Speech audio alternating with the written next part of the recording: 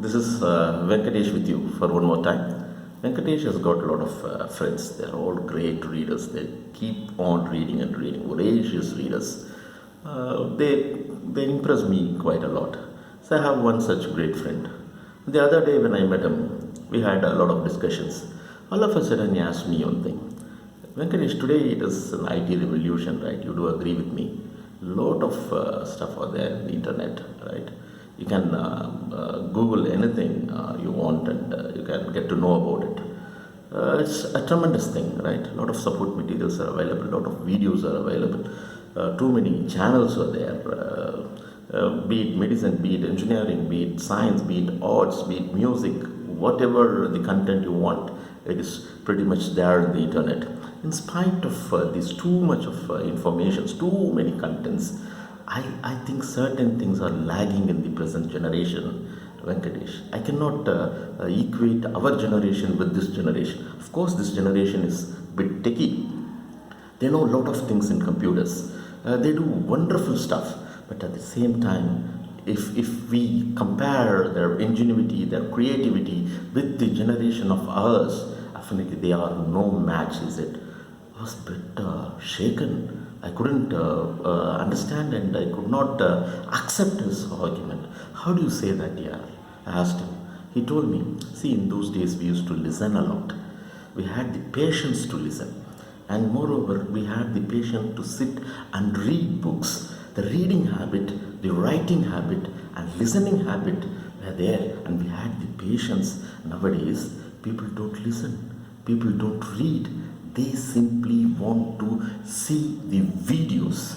So I said, of course, it is good. They could understand everything much easier than what we did in those days, right? In a way, it is advantageous to them here. Then how can you say that they lack ingenuity? Why do you curse these people? He said, see, I'm not cursing them, right? Out of interest, the care I have on this generation, I'm telling you, see, don't show me as a villain. He said, okay, come on, continue. I requested him. He told me, right, while reading book, what happens, right? You read the content in the book. If you keep on reading the content in the book, a kind of a scene and an image creates in your mind, right? You develop a scenery. Imagination starts developing. Something starts creating within you, and it slowly goes in and stores in the subconscious layer of your mind. Whereas, if you look into the video, already the video has been created. What is the part in you? You understand what is there in it. Whereas in this case of reading the books, you are the person, you are visualizing it. You are experiencing the visualization through your subconscious mind. That develops the ingenuity, that develops the creativity, right? You are intellectually experiencing it, intellectually visualizing it. Whereas if you take the case of video, the video is a physical visualization. So there is a difference between intellectual visualization and physical visualization. He gave me a very big concept. I'm a bit confused, but even then I kept listening to him. Right. So then, what is the advantage of this thing here? Come on, and in what way they failed, and in what way we are really good? Don't you say that this present education system, the same education system, developed several engineers, technocrats, physicians, musicians, all those great people evolved only through the education system? How can you say this is not true? Is it? See, till the mid 90s, everything was good. After the advent of the computers, after the advent of so many of technical sophistication, right, the creativity has considerably gone down. I don't mean to say all the people of this generation are stupids. I didn't mean to say that, right? The majority of the people, there are odd men out, there are exceptional cases, they have tremendous skills, right? But the percentage of those people are considerably minimum here. I am in the field of teaching, so you are. So I need not have to tell you what is happening there. Do you really come in support of the students, and you mean to say that almost all of your students are listening to you? Don't you say that certain things are readily available in the net, sir? We'll go there and we'll see, we'll understand, we'll write the examination, we'll get through. Is it what education is all about? Come on here. You need to imbibe. You need to understand. You need to work on it. You need to think. You need to develop your cognitive skills, and you need to develop your ability to create something new when it will come. If you are a great learner, great listener, and exceptional or voracious reader, only then the ingenuity develops.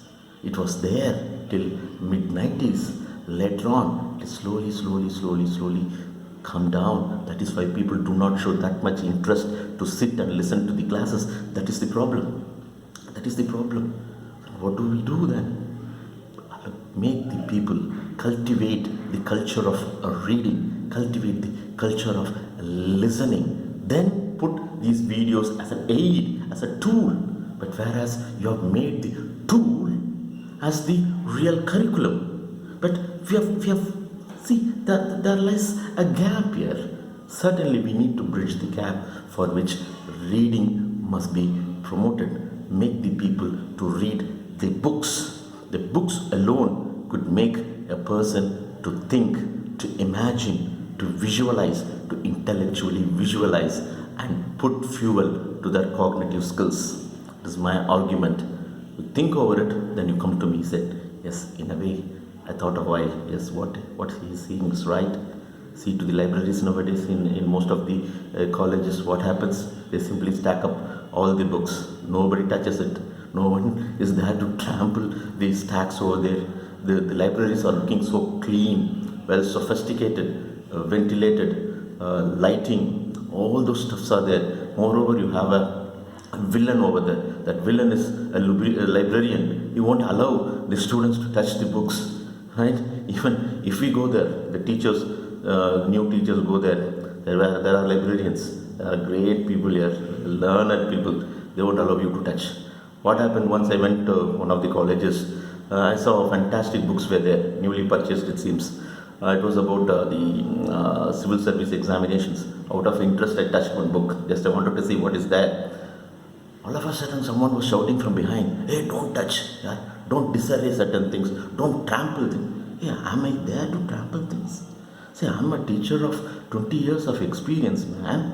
Am I looking like a kid? Is it that I came to your library to trample things? Come on, yeah. What do you mean to say? Are you insulting me? But I didn't ask, right? But we are teachers, right? We have to maintain the dignity.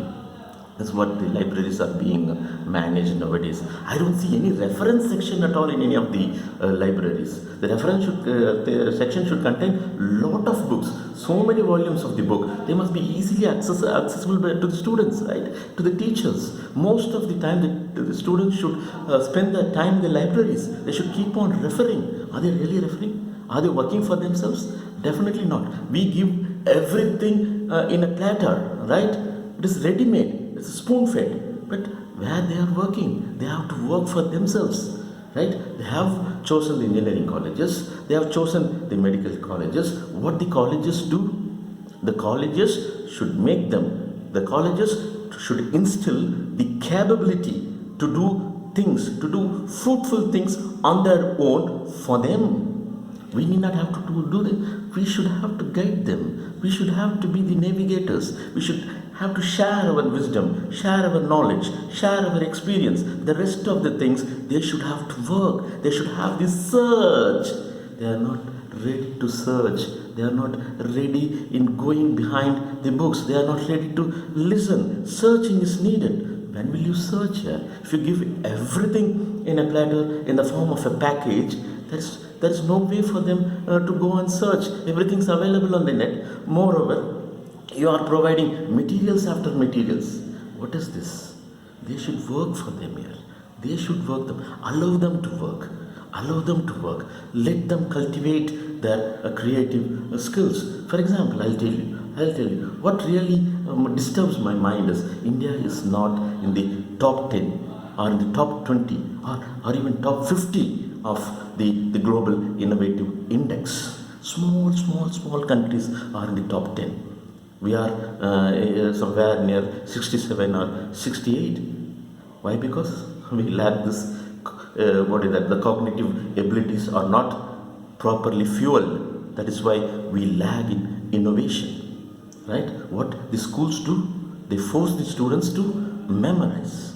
They make them to write the examinations. They'll get through, and we say we have produced wonderful result. The result, the term has got some certain respectfulness, right? We don't respect the term called result. If someone gets 45, 60, and he said, he has passed, the result has come good. What is the result here? Result is the ability to create something new, the ability to think, the ability to find the problem, the ability to find solutions to the problems, the ability to innovate, right? And the ability to understand.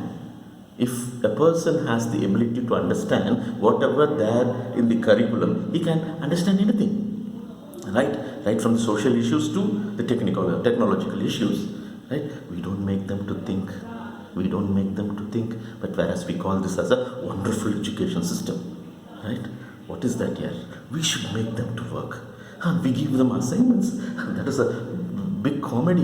What do they do? They simply take the assignment questions, search for 2 or 3 books. Of course, the search comes a bit here. They find out and copy it down because we have given the same questions, right? And they write down and submit, and we give them marks, right? That's it. The end of just before the examinations, they prepare for right. How they prefer, how they prepare. They simply find out the topics, a few important problems. Hey, everything is important in the curriculum here. How can you say this is important and this is not important?